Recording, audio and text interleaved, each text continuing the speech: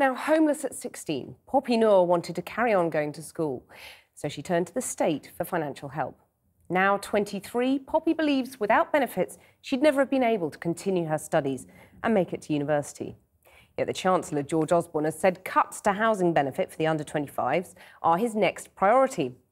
All this week, we're featuring Britain's young and struggling generation, the first to be worse off than their parents. Tonight, Poppy's story. Start it. Started from the bottom, now we're here. My name is Poppy Noor, and I was homeless at 16. Yeah, started from the bottom, now we're here. If it wasn't for housing benefit, I would have never made it to university. Started from the bottom, now we're here. That benefit may be cut, meaning that people in my position will have to choose between an education and a roof over their heads. When you had like post-it notes. Not everybody is as lucky as me. My brother ended up sleeping in a phone box. Because the first decision that got back to me was that we can't give you housing because we think that you intentionally made yourself homeless. Yeah. I was like, okay. This is so jokes. On my first night, some woman came and like knocked on my window, and I like came to the window and she was like, let me in, let me in. I was just like, what do I do? I see. As soon as I went to university, I was really happy to be off benefits, and it was all kind of like quite a liberating feeling in terms of like, I'm like in exactly the same point as everybody else now.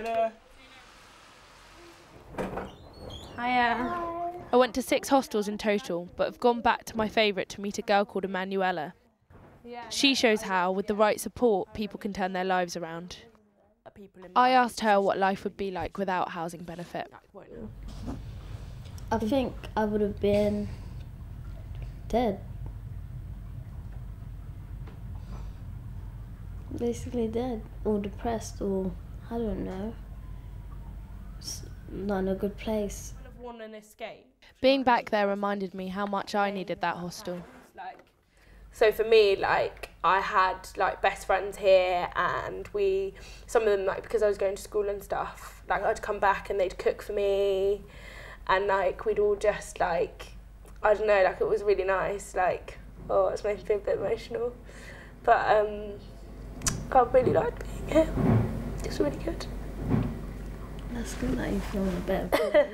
Yeah, even though I'm crying. Yeah. It's a really nice, here.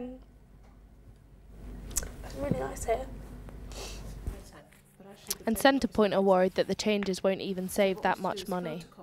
Who on earth is going to decide whether a young person who's 16, 17, 20, 24, whether they can go home or not?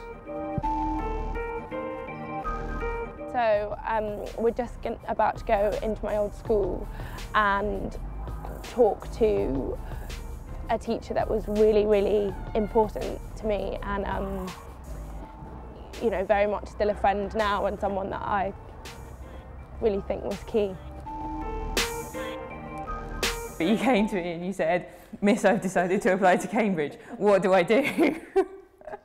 Even with the housing benefit, there was a whole host of support I needed to make sure I didn't slip through the gaps. I know you spoke about kind of having to go to King's Cross and pick up my ticket. The whole talking to me beforehand about not having holes in my tights before the interview that we always laugh about. Especially if you're not very confident and you're not very used to all of this stuff. Those things make you feel really supported. You don't have to go there and worry like, oh, do I look really weird? Because really you're thinking like, Miss Jones said, don't have holes in your tights, and I don't have holes in my tights, so I must look really normal. Like, that kind of thing. I'm an extraordinary case, some might say. But remove housing benefits for under-25s and stories like mine will become more than extraordinary. They will become mere myths.